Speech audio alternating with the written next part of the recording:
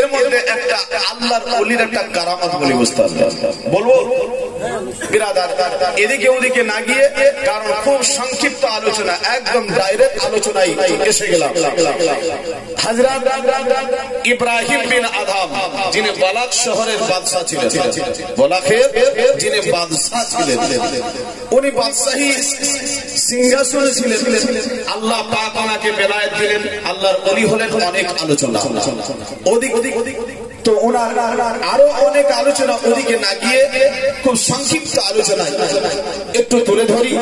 হযরত ইব্রাহিম বিন আদম সব কিছু যখন ত্যাগ করলেন, আল্লাহ তাবারক তাআলা নৈকট্য লাভ করলেন, ওনার মনের ইচ্ছা জাগলো যে আমি বলক থেকে পায়ে হেঁটে মক্কাতুল মুকাররমাতে গিয়ে আল্লাহর পবিত্র ঘর কাবা শরীফের আমি তওয়াফ করব।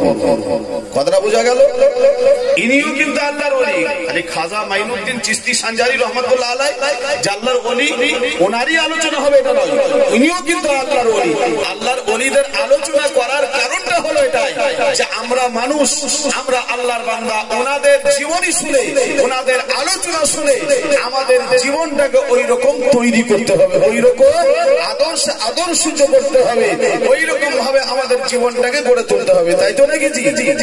আমরা সব মানি, আমরা সব মানি, কিন্তু আমরা নামাজ পড়ি না, এই তো নাকি? আমরা অলি মানি, খাজা মানি, রাজা মানি, গাউস মানি, কুতুব মানি, পীর মানি, মুর্শিদ মানি, নবীকে মানি, সাহাবী মানি, সব মানি, কিন্তু আমরা নামাজের কথা বললে আমরা না। আচ্ছা বলেন তো দেখি, খাজা আজমিরি রহমাতুল্লাহ আলাইহি কি নামাজ ছেড়ে দিয়ে খাজা হয়েছেন নাকি? গাউসে পাক কি নামাজ ছেড়ে দিয়ে? হযরতে কুতুবউদ্দিন বখতিয়ার কাকি রহমাতুল্লাহ আলাইহি নামাজ বাদ দিয়ে, হযরতে বাইজিদ বুস্তামি রহমাতুল্লাহ আলাইহি নামাজ বাদ দিয়ে, ইব্রাহিম বিন আদম ইনি কি নামাজ বাদ দিয়ে? না, নামাজের পাবন্দি করেই ওনারা আল্লাহর নৈকট্য লাভ করেছেন। কেমন ভাবে? ইব্রাহিম বিন আদম বালাক শহরে বসে উনি চিন্তা করে নিলেন, এটাই নিয়াত করে নিলেন, আমি পায়ে হেঁটে মক্কাতুল মুকাররমায় গিয়ে আমি আল্লাহর পবিত্র ঘর কাবা শরীফের আমি তওয়াফ করব। পায়ে হেঁটে এখান থেকে যাব বলাকে, কিন্তু আমি এইরকম যাব না পায়ে হেঁটে। কেমন ভাবে যাব? পায়ে হেঁটে হেঁটে যাব, কিন্তু আমি জটা কদম ফেলবো আল্লাহর জমিনে, প্রতিটা কদমে 2 রাকাত করে নফল নামাজ পড়বো আর যাবো। বলুন সুবহানাল্লাহ। কেমন উনি ছিলেন? 2 রাকাত করে প্রতিটা কদমে নামাজ পড়বে, তারপরে বালাক শহরে গিয়ে পৌঁছাবে, সেখানে গিয়ে আল্লাহর পবিত্র ঘর কাবা শরীফের তাওয়াফ করার উদ্দেশ্যে উনি রওনা দিলেন। ইব্রাহিম বিন আদম উনি রওনা দিয়ে দিয়েছেন, বালাক থেকে চলে যাচ্ছেন, জটা কদম ফেলছেন, 2 রাকাত করে নফল নামাজ আদা করছেন, 2 রাকাত করে নফল নামাজ আদা করছেন। এই করে করে যেতে যেতে যেতে যেতে মক্কাতুল মুকাররমায় গিয়ে যখন পৌঁছালেন, 1 নয় 2 নয় 14 বছর সময় লেগেছিল। কয় বছর সময় লেগেছিল? 14 বছর সময় লেগে গেল হযরতে ইব্রাহিম বিন আদমে মক্কাতুল মুকাররমাতে পৌঁছাতে, আল্লাহর পবিত্র ঘর কাবা শরীফের নিকটে পৌঁছাতে। কিন্তু হযরতে ইব্রাহিম বিন আদম বলেন, আমি 14 বছর সময় লাগলো, প্রতিটা কদমে কদমে 2 রাকাত করে নফল নামাজ পড়তে পড়তে বালাক থেকে মক্কায় পৌঁছালাম। কাবার নিকটে এসে আমি ইব্রাহিম বিন আদম কাবাকে আমি কাবার জায়গাতে আর দেখতেই পেলাম না। কাবাকে কাবার জায়গায় দেখতে পাচ্ছি না। বলে কাবা গেল কোথায়? কাবার জায়গা থেকে কাবা উঠে অন্য কোন জায়গায় চলে গেছে। বলুন সুবহানাল্লাহ। বিরাদর আমার দিকে ফলো করো, আমার দিকে লক্ষ্য করো। কাবার জায়গাতে গিয়ে ইব্রাহিম বিন আদম বলছে যে কাবার জায়গাতে গিয়ে দেখলাম যে কাবার জায়গায় কাবা নাই, কাবা উঠে চলে গেছে। আচ্ছা এবার বলেন যে আমি বালাক শহর থেকে 14 বছর সময় লাগলো 2 রাকাত করে প্রতিটা কদমে কদমে নফল নামাজ পড়ে আসতে, আর 14 বছর পরে পৌঁছালাম, আসার পরও কাবা শরীফের তওয়াফের উদ্দেশ্যে আসার পরও কাবাকে দেখতে পাচ্ছি না। মন মানসিকতা ঠিক থাকবে কি? ঠিক থাকবে? ইব্রাহিম বিন আদম আশ্চর্য হয়ে গেল। রব্বে কায়নাত 1 নয় 2 নয় 14 বছর সময় লাগলো, আর প্রতিটা কদমে কদমে 2 রাকাত করে নফল নামাজ পড়ে এসেছি, কিন্তু আল্লাহ তোমার পবিত্র ঘর কাবা, কাবার জায়গাতে কাবা নাই। গেল কোথায়? গেল কোথায় কাবা বলো? আল্লাহ পাক বলছেন ইব্রাহিম একটু ধৈর্য ধারণ করো, ইব্রাহিম একটু ধৈর্য ধারণ করো। আল্লাহ পাক কে বলছেন, আল্লাহ পাক কেমন কতক্ষণ ধৈর্য ধারণ করবো? বলি আমি তো ইব্রাহিম বিন আদম নই, সারা পৃথিবীর বিভিন্ন প্রান্তর থেকে হাজার নয় লাখো লাখো মানুষ এসেছে কাবাকে তপ করার জন্য। সবাই তো কাবা খুঁজে বেড়াচ্ছে, সবাই কাবা খুঁজে বেড়াচ্ছে, কাবার জায়গায় কাবা নাই, গেল কোথায়? ইব্রাহিম বিন আদম যখন আল্লাহর কাছে আরজি করলেন, আল্লাহ পাক বলছেন ইব্রাহিম একটু তুমি দাঁড়িয়ে যাও, ইব্রাহিম বিন আদম একটু তুমি ক্ষান্ত হয়ে যাও, কাবার জায়গায় কাবা নাই, কাবা উঠে চলে গেছে। আল্লাহ পাককে ইব্রাহিম বিন আদম বললেন, আল্লাহ পাক এই কাবার জায়গায় কাবা নাই, এই কাবা শরীফ কোথায় চলে গেল? ইব্রাহিম বিন আদমকে আল্লাহ পাক জানিয়ে দিলেন, ইব্রাহিম বিন আদম রে, আমার পবিত্র ঘর কাবা শরীফের তওয়াফ করার জন্য পৃথিবীর বিভিন্ন প্রান্তর থেকে এক নয় দুই নয় হাজার নয় লাখো লাখো মানুষ কাবার নিকটে এসে জামায়াত হয়ে গেছে, কিন্তু কাবার জায়গা কাবা নয়। ইব্রাহিম বিন আদম আওয়াজ করে আল্লাহ পাককে বললেন, আল্লাহ পাক এক নয় দুই নয় 14 বছর সময় লাগলো, প্রতিটা কদমে কদমে 2 রাকাত করে নফল নামাজ পড়ে পড়ে আসলাম, কিন্তু কাবার জায়গায় কাবা নাই। আল্লাহ পাক তুমি একটু জানিয়ে দাও তোমার পবিত্র কাবা কোথায় গেল? সবাই হতাশ হয়ে গেল, কাবা শরীফ উঠে কোথায় চলে গেছে? আমার আল্লাহ পাক ইব্রাহিম বিন আদমকে জানিয়ে দিলেন, ইব্রাহিম বিন আদম রে, আমার পবিত্র কাবা শরীফ এখান থেকে কাবার জায়গা থেকে কাবা উঠে গিয়ে মক্কাতুল মুকাররমার একটা জঙ্গলে আমার একজন প্রিয় বান্দির সঙ্গে মোলাকাতে গেছে। আমার একটা প্রিয় বান্দি একটা মেয়ে ছেলের সঙ্গে দেখা করতে গেছে। এবার বলেন ইব্রাহিম বিন আদম কি বলবে? কারণ ইনি পুরুষ মানুষ, আল্লাহর ওলি মানুষ, এক নয় দুই নয় 14 বছর সময় লাগলো, প্রতিটা আপনার কদমে কদমে 2 রাকাত করে নফল নামাজ পড়েছে। আর আল্লাহ বলছে ইব্রাহিম বিন আদম রে, আমার পবিত্র কাবা একটা মেয়ে ছেলে মানুষের সঙ্গে, একটা নারীর সঙ্গে, আমার একজন বান্দির সঙ্গে দেখা করতে গেছে। ইব্রাহিম বিন আদম আল্লাহ পাকের কাছে আরজি করলে, আল্লাহ পাক তুমি জানিয়ে দাও ওই নারীটা না জানি কেমন। ইব্রাহিম বিন আদম মনে মনে করে, আল্লাহ পাক আমার চেয়েও কি ওই মেয়েটা, আমার চেয়েও কি ইবাদতকারিনী, আমার চেয়েও কি সেই মেয়েটা, আমার চেয়েও বড় আল্লাহর ওলি, আল্লাহ তোমার কি নৈকট্য লাভ বেশি করে ফেলেছে নাকি? আল্লাহ তুমি কি আমার চেয়ে ওর প্রতি খুশি হয়েছ নাকি? যে আল্লাহ তোমার পবিত্র কাবা শরীফ কাবার জায়গা থেকে উঠে মক্কাতুল মুকাররমার জঙ্গলে গিয়া একটা নারীর একটা মহিলার তওয়াফ করার জন্য চলে গেছে। আল্লাহ পাক বললেন, ইব্রাহিম ওই আমার বান্দিটাকে তোমার কি দেখার ইচ্ছা আছে?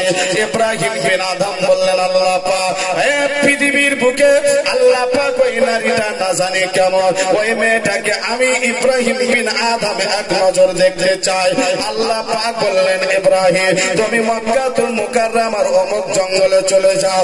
জঙ্গলে যাওয়ার পরে দেখতে পাওয়া গেল একদম জাইফা মেয়ে ছেলে, বয়োজ্যেষ্ঠ হয়ে গেছে, বৃদ্ধা হয়ে গেছে, একদম আপনার বুড়ো বুড়ি হয়ে গেছে। মেয়েটা আপনার আল্লাহর তবে আল্লাহর আপনার ধানে জঙ্গলে বসে আছে, আর মেয়েটাকে মাঝখানে রেখে আল্লাহর পবিত্র ঘর কাবা শরীফ ওই নারীটার তওয়াফ চালাচ্ছে, নারীটার তওয়াফ করছে, আর মেয়েটা বসে আছে মাঝখানে। ইব্রাহিম বিন আদম মাথায় হাত দিয়ে বললেন, আল্লাহ পাক এই নারীটা না জানি কে, এই নারীটার নামটা কি হতে পারে? আল্লাহ তাআলার ওলি হযরত ইব্রাহিম বিন আদম আল্লাহর বান্দিকে জিজ্ঞাসা করে, ওগো আল্লাহর বান্দি তোমার নামটা কি বলতে হবে? ওই আপনার সঙ্গে সঙ্গে ওই মেয়েটা আওয়াজ করে বলে, ইব্রাহিম বিন আদম তুমি কি আমার নাম শুনবে বলো? সঙ্গে সঙ্গে ইব্রাহিমের যখন নাম নিয়েছে, ইব্রাহিম বিন আদম আশ্চর্য হয়ে গেছে। মেয়েটাকে জীবনে চিনি না, মেয়েটাকে কোনোদিন দেখলাম না, মেয়েটার বাড়ি কোথায় জানলাম না, অজানা নারী আমি ইব্রাহিম বিন আদম, আমার নামটা কেমন করে জানলো? আমার নামটা এই মেয়েটা কেমন করে জানলো? যে হঠাৎ ওর নাম জানতে শুনতে চাইলাম, আর আমাকে বলছে ইব্রাহিম বিন আদম তুমি আমার নাম শুনবে? না জানি নারীটা কেমন, যে আমার নাম কেমন করে বুঝতে পারলো? আচ্ছা, আল্লাহর বাণীতে জানতে বুঝতে কি দেরি লাগে বলেন তো? আর চোখ বন্ধ করলে তো দেখতে পাই দেখতে পাই ইব্রাহিম আশ্চর্য হয়ে গেছে। নারীটাকে বলে, আল্লাহর বান্দি, আমার নাম ইব্রাহিম বিন আদম, কিন্তু তোমার নামটা কি? মেয়েটা আপনার আওয়াজ করে বলল, ও আল্লাহর বান্দা ইব্রাহিম বিন আদম রে, আমার নামটা হচ্ছে রাবিয়া বাশরী, আমার নাম হলো রাবিয়া বাশরী। বলে তাইলে কি? বলে হ্যাঁ। ইব্রাহিম বিন আদম আওয়াজ করে বলে, এ রাবিয়া, সারা পৃথিবীর বিভিন্ন প্রান্তর থেকে হাজার হাজার মানুষ এসেছে কাবাকে দেখার জন্য, তওয়াফ করার জন্য। কাবার জায়গায় কাবা নাই, কাবা উঠে তুমি কাবাকে ডাক দিয়ে দিয়েছো। ইটের কাবা, পাথরের কাবা, কাবা তোমার নিকটে উঠে হাজির হয়ে গেছে। এ রাবিয়া বাশরী, তুমি বলো, জঙ্গলে কাবাকে ডেকে নিয়ে কি তুমি তামাশা শুরু করেছো? ওই মেয়েটা আওয়াজ করে বলল, রাবিয়া, যে ইব্রাহিম বিন আদম, তামাশা আমি শুরু করিনি, তামাশা শুরু করেছো ইব্রাহিম তুমি। বলে কেমন করে আমি তামাশা শুরু করলাম? ইব্রাহিম বিন আদম বলে, এ রাবিয়া, আমি কোলাক শহর থেকে 1 নয় 2 নয় 14 বছর সময় লাগলো। আমি প্রতিটা কদম আল্লাহর জমিনে ফেলেছি, 2 রাকাত করে নফল নামাজ পড়েছি, তারপরে আল্লাহর পবিত্র ঘর কাবার নিকটে পৌঁছেছি। কিন্তু কাবার নিকটে কাবাকে পেলাম না। আল্লাহর কাছে জানতে চাইলাম, আমার আল্লাহ পাক জানিয়ে দিয়েছে যে আমার একজন বান্দি যার নাম হলো রাবিয়া বাশরী, এই রাবিয়ার সঙ্গে মোলাকাতে গেছে, তওয়াফ করার জন্য গেছে। তাই আপনারা এ রাবিয়া তোমাকে দেখা করার জন্য আলা। রাবিয়া বাশরী বলে, এ ইব্রাহিম, তুমি 14 বছর সময় লাগলো, কাবার জায়গায় কাবা পেয়ে যাওনি। আমি রাবিয়া বাশরী কাবার নিকটে পৌঁছাইনি। আল্লাহ পাক ইটের পাথরের কাবাকে আমি রাবিয়া বাশরী আল্লাহ তাবারাক তাআলা মক্কাতুল মুকাররমার জঙ্গলে আমার নিকটে আমার তওয়াফের উদ্দেশ্যে আল্লাহর পবিত্র ঘর কাবাকে পাঠিয়ে দিয়েছে। ইব্রাহিম আমার নিকটে কাবাকে পাঠালো, তুমি 14 বছর সময় লাগলো, তুমি পেলে না? প্রতিটা কদমে কদমে 2 রাকাত করে নফল নামাজ পড়ে আসার পরও পেলে না? এইবার বলো রাবিয়া, এইবার বলো ইব্রাহিম বিন আদম, তামাশা তোমার না আমার? রাবিয়া কি বলে, রাবিয়া, কারণ আমি তো ইব্রাহিম বিন আদম, কিন্তু সারা পৃথিবীর বিভিন্ন প্রান্তর থেকে আল্লাহর বান্দা এসে কাবাকে খুঁজে পাচ্ছে না। বলে কি ইব্রাহিম, একটু ধৈর্য ধারণ করুন, কাবা নিজের জায়গায়, আবার কাবা কিছুক্ষণ পরেই ফিরে যাবে। বলুন সুবহানাল্লাহ, কাবা কাবার জায়গায় ফিরে যাবে। কিন্তু রাবিয়ার কাছে জানতে চাই, রাবিয়া তোমার কাছে আমি জানতে চাই যে কাবা তোমার কাছে আসলো কি করে? রাবিয়া, হযরতে রাবিয়া বাশরী বলছেন যে ইব্রাহিম বিন আদম, তোমার নিয়তে আর আমার নিয়তে আসমান জমিন পার্থক্য। তোমার নিয়তে আমার নিয়তে আসমান জমিন পার্থক্য। হযরতে ইব্রাহিম বিনের মাথা আরো ধরে গেল। বলে কি নিয়তের পার্থক্য? আরে যে আমার নিকটে জঙ্গলে কাবায়, রাবিয়ার নিকটে জঙ্গলে কাবা চলে গেল, আর আমি 14 বছর সময় লাগলো প্রতিটা কদমে 2 রাকাত করে আল্লাহর নৈকট্য লাভ করার জন্য, আল্লাহকে ভালোবাসি, আল্লাহর ইবাদত করেছি। আমি প্রতিটা কদমে কদমে 2 রাকাত করে নফল নামাজ পড়েও আমি কাবাকে পেলাম না। এতেও বলছে আমার নিয়তের পার্থক্য। ব্যাপারটা কি? ইব্রাহিম বিন আদমকে বললেন, ইব্রাহিম, অবশ্যই নিয়তের পার্থক্য আছে।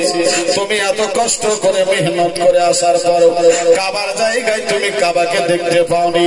আমি রাবিয়া বাশরী আমার নিকটে কাবা এসে হাজির হয়েছে। এ ইব্রাহিম বিন আদম সঙ্গে সঙ্গে আওয়াজ করে বলে, এ রাবিয়া, নিয়তের পার্থক্য কি আপনার কাছে আমি জানতে চাই। ইব্রাহিম বিন আদম বলল যে, ইব্রাহিম বিন আদম যখন বলে আমি নিয়তের পার্থক্য জানতে চাই, রাবিয়া বাশরী আওয়াজ করে বলল, ওগো ইব্রাহিম বিন আদম, তুমি একটু ভালো করে শোনো। তুমি বলাক শহর থেকে 1 নয় 2 নয় 14 বছর সময় লেগেছে, প্রতিটা কদমে কদমে 2 রাকাত করে নফল নামাজ পড়ে তুমি কাবার নিকটে এসেছো। আল্লাহর পবিত্র ঘর কাবা কাবা শরীফকে দেখার জন্য। আর আমি রাবিয়া বসরি বসরা থেকে এসেছিলাম মক্কাতুল মুকাররমায়। আমি কাবাকে দেখার জন্য নয়, আমি কাবাকে তওয়াফের জন্য নয়, কাবার মোলাকাতের জন্য নয়, আর কাবার যিনি খালি, কাবার যিনি মালিক, এই আল্লাহ তাবারাক তাআলা নৈকট্য লাভের জন্য এসেছি। এটাই হচ্ছে পার্থক্য। তুমি কাবাকে তওয়াফ করার জন্য, আমি কাবাকে তওয়াফ করার জন্য আসিনি। আমি আল্লাহর নৈকট্য লাভের জন্য, আল্লাহকে খুশি করার জন্য আমি বসরা থেকে মক্কাতুল মুকাররমায় পৌঁছেছি। উনি একটা তো মেয়ে ছেলে মানুষ, বিরাদরান ইসলাম। আচ্ছা বলেন তো দেখি, আমার মা বোনদের মতন কি ছিল? আমার মা বোনদের, আপনার মা বোনদের মতো কি ওরকম ছিল? একদম পৃথিবীর নারীদের চেয়ে উনি আলাদা। তাজি জানে মহতারা, আরেকটি বার মহব্বতে দরুদের পাক পড়ে আল্লাহুম্মা সাল্লি আলা মাওলানা ওয়া আলা আলি সাইয়্যিদিনা সাল্লি আলা মুহাম্মাদিন हर दम ज़बा पाक नाबो, हर दम ज़बा शफीयना मुहम्मद। तो बिरादरान इस्लाम, এতক্ষণ পর্যন্ত শুনলে যে যিনি হচ্ছেন ভারতবর্ষে রাজা ও খাজা, যিনার নাম হচ্ছে হযরতে খাজা মাইনুদ্দিন চিশতি সঞ্জারি রহমাতুল্লাহ আলাইহি, ইনিও একজন আল্লাহর ওলি। ইব্রাহিম বিন আদম, ইনিও একজন আল্লাহর ওলি। আল্লাহ পাক পৃথিবীর বুকে আল্লাহর ওলিদেরকে পাঠিয়েছেন মানুষকে সংশোধন করার জন্য, মানুষকে সঠিক রাস্তা দেখানোর জন্য। আজিজানে মুহতারাম, হযরতে খাজা মাইনুদ্দিন চিশতি সঞ্জারি রহমাতুল্লাহ আলাইহি, আল্লাহ তাবারাক তাআলার প্রিয় হাবিব জনাবে মুহাম্মদ রাসূলুল্লাহ সাল্লাল্লাহু তাআলা আলাইহি সাল্লাম যখন বিরাদার আজমির হিন্দুস্তানের আপনার রাজস্থানে পাঠিয়ে দিলে, এখানে আসার পরে বিরাদারান ইসলাম খুব সংক্ষিপ্ত আলোচনা, ওনার একটা কারামত তুলে ধরে হযরত খাজা মাইনুদ্দিন চিশতি সঞ্জারি রহমাতুল্লাহ আলাইহি বেশ কয়েকটা মানুষ যখন আপনার ওনার কাছে বায়াত গ্রহণ করে, ইসলাম আপনার গ্রহণ করলে, কালমা পড়ে ঈমান এনে ফেললে, ওনারা আপনার হযরতের কাছে আপত্তি জানালেন, আবেদন করলে, খাজা আমাদের প্রিয় মুর্শিদ, আপনার কাছে একটা অনুরোধ করে, রাজস্থানের বুকেতে, আজমিরের বুকেতে আল্লাহর ইবাদত করার মতন একটা ঘরের প্রয়োজন রয়েছে, আল্লাহর ইবাদত করার জন্য একটা মসজিদের প্রয়োজন রয়েছে। এই দেশে মসজিদ নাই, সব আপনার সবই হচ্ছে বেধর্মী। হযরতে খাজা মাইনুদ্দিন চিশতি সঞ্জারি রহমাতুল্লাহ আলাইহি বললে, ও আমার মুরিদেরা, ও আমার ভক্তরা, তোমরা ভালো করে শোনো, এই রাজস্থানের বুকে আজকে যদি আমরা মসজিদ নির্মাণ করি, এই দেশে যিনারা রাজা প্রজা আছে আমাদের মসজিদ কায়েম করতে দেবে না, মসজিদ বানাতে দেবে না। মসজিদ যদি বানাতে, আপনার মসজিদ তৈরি হচ্ছে, এই খবর যদি তাদের কানে পৌঁছে যায়, সঙ্গে সঙ্গে তারা এসে আল্লাহর পবিত্র ঘর মসজিদকে আপনার ভাঙচুর করে দেবে। যার জন্য হযরতে খাজা মাইনুদ্দিন চিশতি সঞ্জারি রহমাতুল্লাহ আলাইহি ওনার ভক্তদেরকে বললেন, বাবুরা, মসজিদ যদি বানাতে হয়, আল্লাহর ঘর যদি নির্মাণ করতে হয়, তবে দিনের বেলায় আপনার নির্মাণ করা হবে না, রাত্রির অন্ধকারে আপনার আল্লাহর পবিত্র ঘর কায়েম করতে হবে, তৈরি করতে হবে, নির্মাণ করতে হবে, আপনার কাজ করতে হবে রাত্রি অন্ধকারে। আপনার আজমিরের মানুষ যখন ঘুমিয়ে যাবে, আপনার মুসলমানদের যিনি আল্লাহর ওলি হযরতে খাজা মাইনুদ্দিন চিশতি সঞ্জারি রহমাতুল্লাহ আলাইহির মুরিদরা ওই রাত্রি অন্ধকারে আল্লাহর পবিত্র ঘরের আপনার কাজ করবে, কারণ মসজিদ বানাতে হবে আজমিরের বুকে। মুসলমানদের একটা ইবাদত খানা নাই, মুসলমানদের জন্য একটি ইবাদত খানা বানাতে হবে। এর জন্য আপনার হুকুমটা চাইতে ভক্তরা হযরতে খাজা মাইনুদ্দিন ভক্তদেরকে অর্ডার দিয়ে দিলে, তবে যদি বানাবে বানাও, কিন্তু দিনের বেলায় বানানো হবে না, রাত্রে অন্ধকারে বানিয়ে নাও। কারণ কেউ যেন না জানতে পারো, এই দেশের যারা রাজা আছে জানতেও না পারে। যদি জেনে নাই তবে মসজিদ নির্মাণ করতে দেবে না। হযরত খাজা মাইনুদ্দিন চিশতি রাসানজারি রহমাতুল্লাহ আলাইহি ওয়াদাটা দিয়ে দিয়েছেন। আল্লাহর ওলি কাকে বলা হয়, খাজা মাইনুদ্দিন কাকে বলা হয়?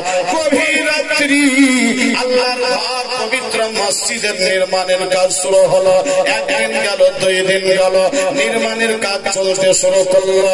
হঠাৎ করে খাজা মাইনুদ্দিন চিশতি সানজারি রহমাতুল্লাহ আলাইহির আপনার প্রথম খলিফা হযরতে আপনার নিজামউদ্দিন, হযরতে আপনার কুতুবউদ্দিন বখতিয়ার কাকি রহমাতুল্লাহ আলাইহি আপনার এসে বললেন, হুজুর গো, রাত্রে অন্ধকারে মসজিদ নির্মাণের জন্য, মসজিদের কাজ করার জন্য আলোর ব্যবস্থা করতে হবে, তেলের প্রয়োজন আছে, বাতি জ্বালাতে হবে, রোশনির দরকার আছে, লাইটের প্রয়োজন আছে।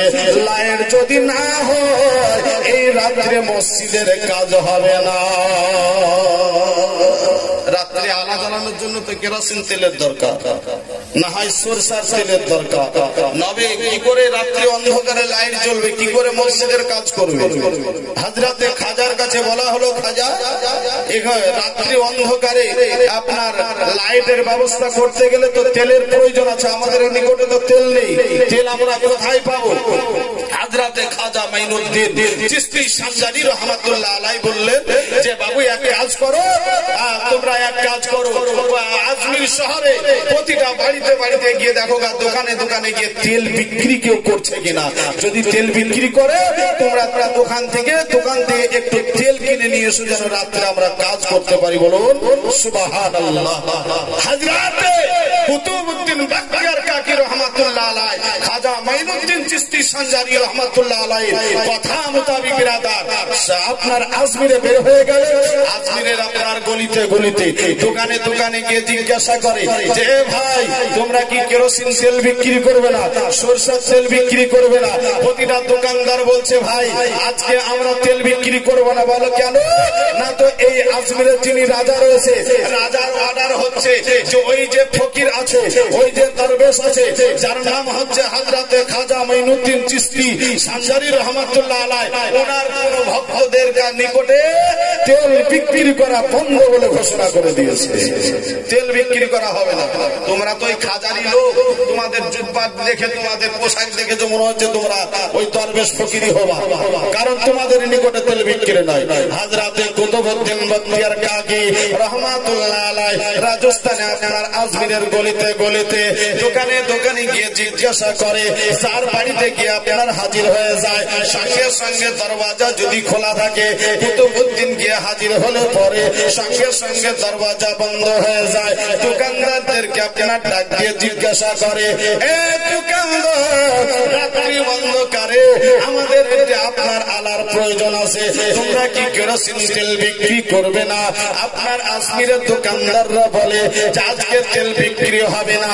কারণটা হচ্ছে সরষের তেল বিক্রি হবে না, কারণ আজকে আজমিরের যিনি রাজা আছে তেল বিক্রি করা হবে না বলে ঘোষণা দিয়ে দিয়েছে। বলে তাই নাকি? বলা হযরতে কুতুবউদ্দিন বখতিয়ার কাকি রহমাতুল্লাহ আলাইহি, ও মুসলমান, প্রতিটা আপনার দোকানে দোকানে ঘুরে যখন তেল পেলেন না, উনি খাজা মাইনুদ্দিনের নিকটে গিয়ে বলে, হুজুর আমি প্রতিটা দোকানে দোকানে গেলাম, আমাদেরকে তেল বিক্রি করতে কেউ রাজি হলো না, কেউ রাজি হলো না।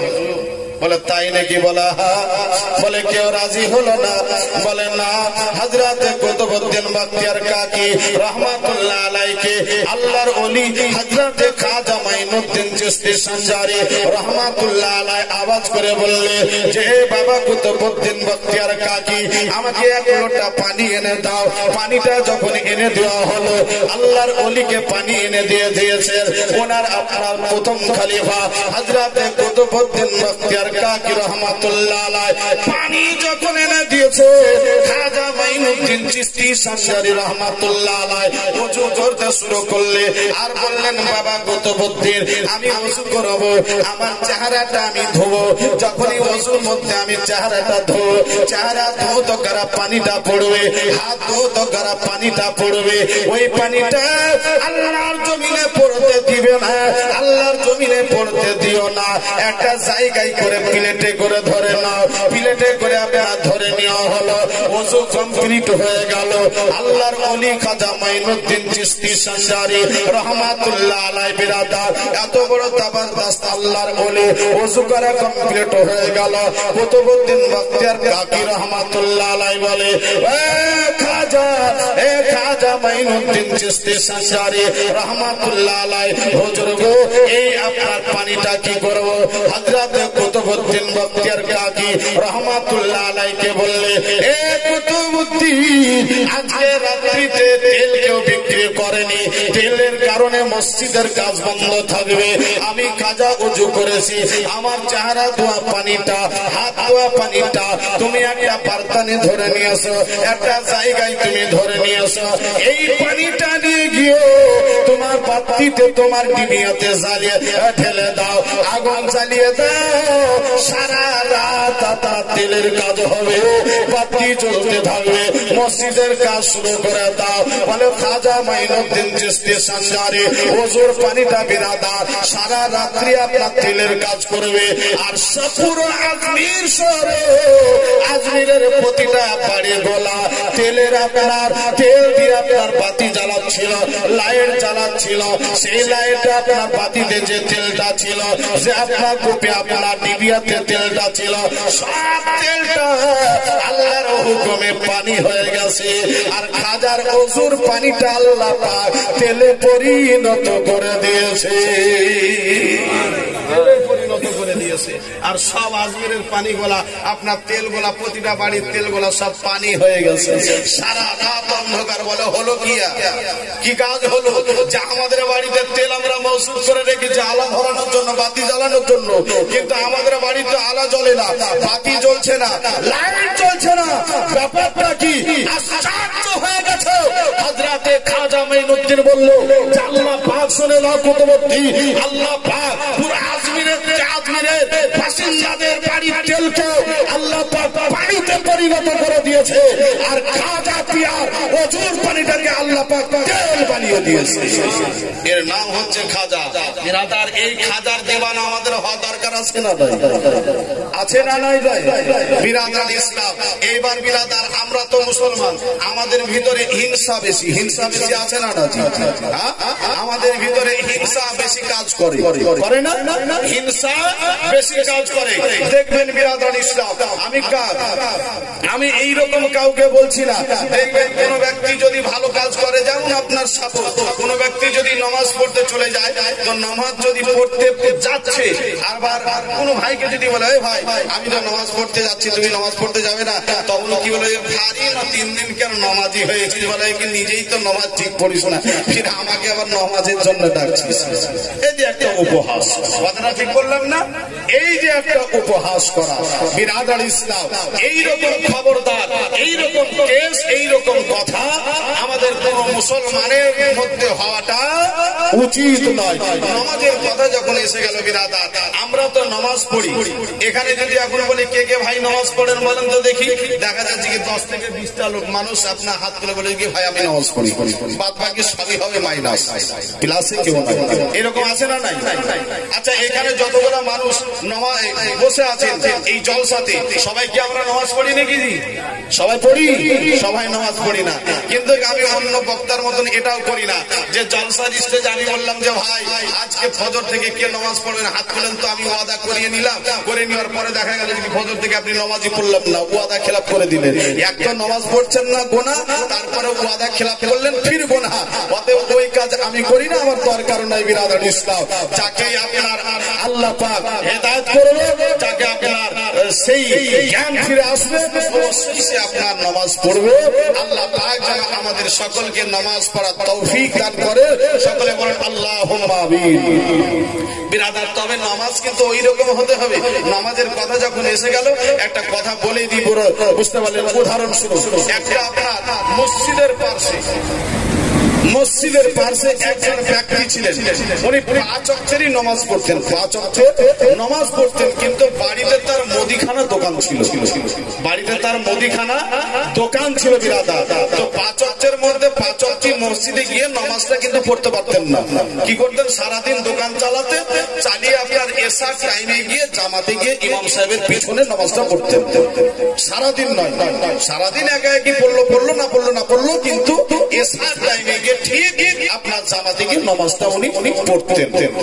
এইরকম ভাবে আপনার জীবন যাপন করে দোকান চালায়। হঠাৎ করে একদিন বিরাদার কি করেছে? দোকানটা বন্ধ করেছে। এবার ইমাম তো কারো গোলাম নয়, এখন বর্তমান জামানায় ইমামকে আমরা গোলাম করে রাখছি, তাই তো নাকি? এখন যদি মসজিদে যাচ্ছে, মসজিদের সেক্রেটারি বলেন, আপনার কমিটি বলেন, যদি একটু বদনাগুলো উল্টা পাল্টা হয়ে থাকছে, মৌলভী সাহেব আপনাকে বেতন দিয়ে রাখছি, খাচ্ছেন যাচ্ছেন আর পেট পাড়া দিয়ে পড়ে থাকছেন, মসজিদটা একটু ঝাড়ু দিতে পারেন না? আছে তো, আছে না লোক বিরাদর ইসলাম? আর বিপক্ষ বলারও লোক আছে বিরাদর ইসলাম, পক্ষে বলারও লোক আছে, বিপক্ষে বলারও লোক আছে। কেউ মাইন্ড নেবেন না, দুঃখ নেবেন না বিরাদার, এইরকম বলা লোক অনেকে আছে। কারণ ওই ধরনের ইমামকে শাসা, কারণ যার পিছনে আমি ইক্তেদা করব, যার পিছনে আমি নামাজ পড়বো, তাকে এইরকম ভাবে আঙ্গুল তুলে কথা বলা, এটা একেবারে শরিয়া সম্মত নয়, এটা শরিয়া সম্মত নয়। আমার পরে বিরাদর ইসলাম মুফতি সাহেব আসবে, আপনি মসলা জেনে নেবেন, অবশ্যই আপনার বলে দিবেন যে এইরকম ধরনের পেশারুক্তি করা কোন ইমামকে, কোন মুসল্লির এটা উচিত নয়, এটা উচিত হবে না। ওই লোকটা কি করেছে? এসার টাইম মসজিদে গেছে, মসজিদে যাওয়ার পরে দেখতে পাচ্ছে যে ইমাম সাহেবের টাইম হয়ে গেছে, ঘড়ির কাঁটা বলে দিয়েছে টাইম, তো উনি নামাজে দাঁড়িয়ে গেছে। নামাজে যখন দাঁড়িয়ে গেছে, নামাজ আপনার দাঁড়ানোর পরে নামাজ কমপ্লিট হলো। লোকটা দোকান থেকে গিয়ে দোকানটা বন্ধ করে গিয়ে মসজিদে ওযু করে আপনার মসজিদের এক কোনায় বসে বসে কাঁদছে, কোনায় বসে বসে কাঁদছে। এইবার ইমাম সাহেব বের হলেন, ইমাম সাহেব পার হয়ে জিজ্ঞাসা করছে, হাগো ভাই, তুমি তো প্রতিদিন এসার টাইমে দোকান বন্ধ করে এসে এসার টাইমে জামাতে নামাজ পড়ো, আজকে তুমি জামাত ফেল করেছো, তার জন্য তুমি দুঃখ করে কাঁদছো। তো লোকটা একদম চোখটা মোটা মোটা করে ওই ইমাম সাহেবের দিকে একদম গরিমে তাকাচ্ছে, বুঝতে পারলেন? ইমাম সাহেব আর কিছু বললেন না, বিদেশি মানুষ, হয়তো কি বলতে গিয়ে কি বলে দিবে, হয়তো আর একে বাড়াবাড়ি কিছু বলা যাবে না। আর একজন ওর প্রতিবেশী আপনার মুসল্লি বলছে, ভাই তুই প্রতিদিন জামাতে এসে নামাজ পড়ে আজকে জামাত পাসনি, তার জন্য কাঁদছিস? তখন ওকে গরম দেখিয়ে বলছে, বোকা কোথাকার, আরে জামাত নামাজের জামাত ফেল হয়েছে তার জন্য আমি কাঁদছি নাকি? এটা তো তোর ভুল ধারণা। বলে কিসের জন্য কাঁদছিস? কারণ প্রতিদিন এসার টাইমে এসে জামাতে নামাজ পড়ি, আজকে ফেল হয়ে গেছে তার জন্য কাঁদছি। বলে না। বলে কিসের জন্য? আরে ভাই সারাদিন মুদিখানা দোকান চালাই, আর ওই মুদিখানা দোকানে সারাদিন যা বিচা কিনা করি, ইমাম সাহেবের পিছনে যখন নামাজ পড়ি, উনি যখন সূরা গুলা পড়েন, তখন সারা দিনকার বিচা কিনা ওই হিসাবটা ইমাম সাহেবের পিছনে দাঁড়িয়ে দাঁড়িয়ে আমি করে নিই। কিন্তু আজকে জামাত ফেল হয়ে গেছে, আজকে তো আমাকে একা একা নামাজ পড়তে হবে, তা আমি সূরা পড়বো না আমি সারাদিনকার দোকানের বিচা কিনা হিসাবটা করবো, তার জন্য আমি দুঃখে কাঁদছি। কথাটা বোঝা গেল? মানে ওকে সূরা পড়তে হবে, কোরআন পড়তে হবে, হিসাব করা যাবে না, হিসাব করা হবে না, সময় পাবে না, যার জন্য ও আপনার কাঁদতে শুরু করে দিয়েছে। আর ইমাম সাহেব সূরা পড়ে ওর পেছনে দাঁড়িয়ে নামাজ পড়া বাদ দিয়েও দোকানের সারাদিনকার বেচা কেনা হিসাবটা চালায়। এই তো নামাজ। খবরদার ওই রকম নামাজ পড়াটা আমাদের উচিত হবে না, হবে গো? ওই রকম নামাজ পড়াটা আমাদের উচিত হবে না। নামাজ যদি পড়তে হয় তা আল্লাহ তাবারক তাআলার মহব্বত রেখে, ভয় রেখে, নবীর মহব্বত অন্তরে রেখে, আল্লাহর ভয় অন্তরে রেখে আমাদেরকে নামাজ পড়তে হবে। পড়তে হবে না? নামাজ পড়তে হবে।